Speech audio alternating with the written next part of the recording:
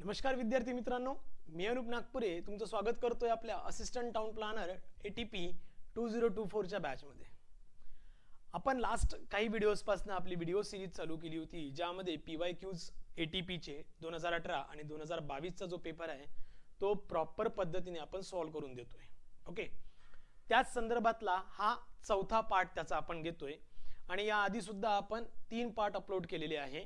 जर का कोणी तुम्ही बघितले नसेल तर त्यामधनं एकदा गो थ्रू करा, ज्यामध्ये टेक्निकल क्वेश्चन जे आहे ते प्रॉपरली आपण कव्हर केले आहे। सोबतच आपला जो लाईव्ह क्लासेस आहे किंवा लाईव्ह जो स्ट्रीमिंग आहे ते ऑलरेडी चालू झालेला आहे, ज्याचा टायमिंग इव्हिनिंगला 6 to 8 असतो आणि ही बॅच सध्या करंट मध्ये चालू आहे। ज्यांना जॉइन करायचे असेल त्यांनी या नंबरवर जर का कॉन्टॅक्ट केला तर तुम्हाला सगळी माहिती इथे पुरवल्या जाईल। ओके, सो मित्रांनो बघा, नेक्स्ट क्वेश्चन जो आहे तो आहे आपला क्वेश्चन नंबर 43।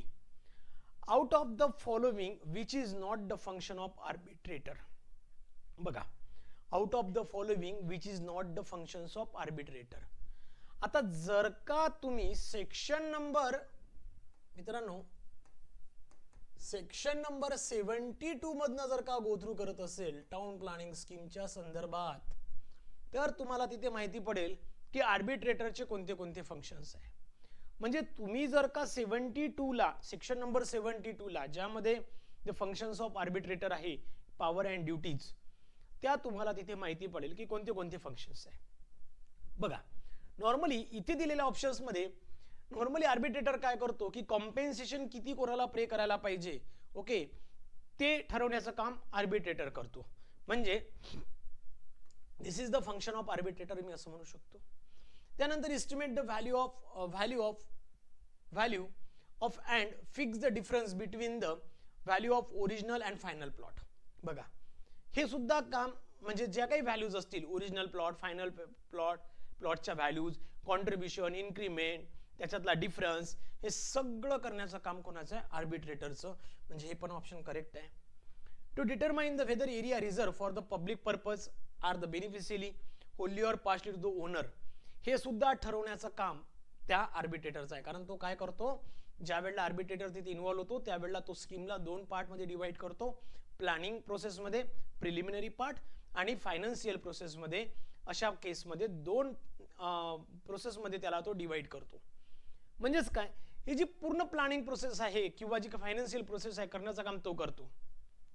त्यानंतर to recover the net amount payable by the owner of the final plot, हे जे आहे फोर्थ ऑप्शन, हे फंक्शन्स आर्बिट्रेटरचं नाही आहे। To recover the net amount payable by the owners of the final plot. So म्हणून काय, ऑप्शन 4 इज करेक्ट। लक्षात घ्या, 43 ला मित्रांनो, 43 ला ऑप्शन जो 4 आहे हा करेक्ट आहे। क्लियर? त्यानंतर नेक्स्ट आहे 44 की काय म्हणतात, अ town planning scheme of a particular town provides for the allocation of land for the various purposes are as belows। 7% for economically weaker section त्यांनी दिले आणि बी नंबर मध्ये दिलाय 15% for road, 11% for park and playground, 10% for social infrastructure and 12 for CLAP planning authority। आधी समजून घ्या condition काय म्हणतात। जर का तुम्ही सेक्शन 64 मधनं जर का गो थ्रू केले तर त्यामध्ये काही लँड जी आहे ही अलोकेट केली जाते LIG आणि EWS पेपर साठी आणि पब्लिक पर्पजेस साठी। आता बघा इथे काय म्हणतात, the reservation of land extend to the 10%। बघा काय म्हणतात, एक्सटेंड टू द 10%। लक्षात घ्या काय म्हणतात, एक्सटेंड टू द 10% जी लँड आहे ही कोणासाठी आहे मित्रांनो? ही आहे total area covered for the economically weaker section आणि low income group, even though जे फॅमिली डिस्पोज होत असेल प्रोजेक्ट मुळे त्यांच्यासाठी। म्हणजे 10% पर्यंत दिल्या जाणार। तर इथे यांनी किती दिली आहे? 7% दिली आहे। 7% for economically weaker section and low income group, म्हणजे पाहिजे त्यापेक्षा कमी दिली आहे। Up to the 10%, up to the 10 extent of 10%, म्हणजे जवळपास 10 पर्यंत द्यायला पाहिजे, त्यांनी 7 दिली। ओके आहे condition. Okay, first case okay आहे। सेकंड केस बघू। सेकंड केस मध्ये काय म्हटलं, the allotted land up to the 40%, किती? फक्त एक्सटेंट ऑफ 40%, त्यापेक्षा जास्त नाही. Of the total area covered under the scheme in aggregate for any all or the of the following purpose, namely road, park, social infrastructure, self for planning authority. 40 पेक्षा जास्त जायला नको. Up to the extent of 40, त्यापेक्षा जास्त जायला नको.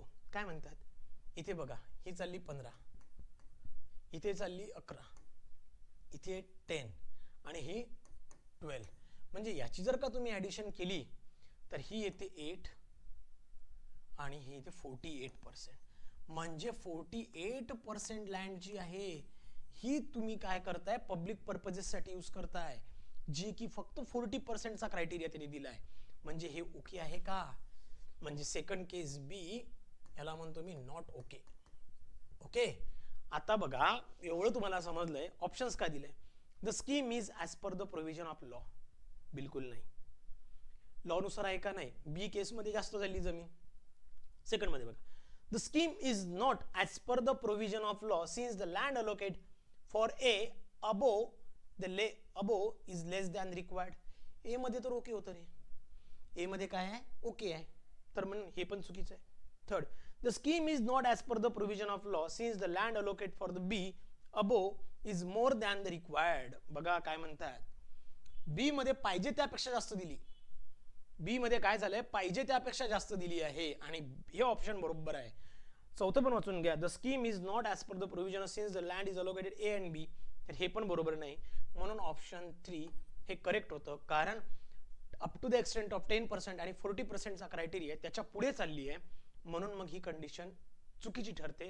आणि त्या केसमध्ये बी मध्ये जी जमीन अवेलेबल करून दिली आहे किंवा प्रपोज केली आहे, रिझर्व केली आहे, ती 40% पेक्षा जास्त आहे. ओके, आणि क्रायटेरियामध्ये section number 64 town planning scheme MRTP ऍक्टच्या अंतर्गत सांगितलं आहे की फक्त 40% पर्यंत, not exactly 40, up to the extent of 40 असं त्यांनी क्लिअरली मेन्शन केलं आहे.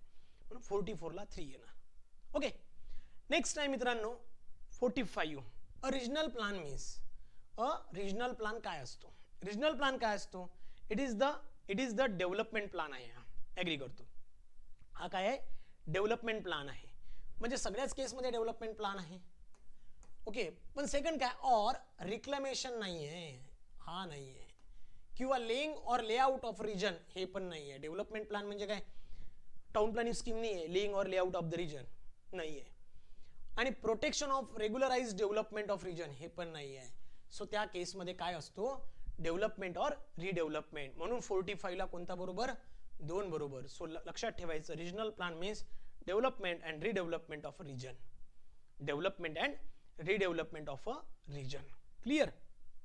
नेक्स्ट 46.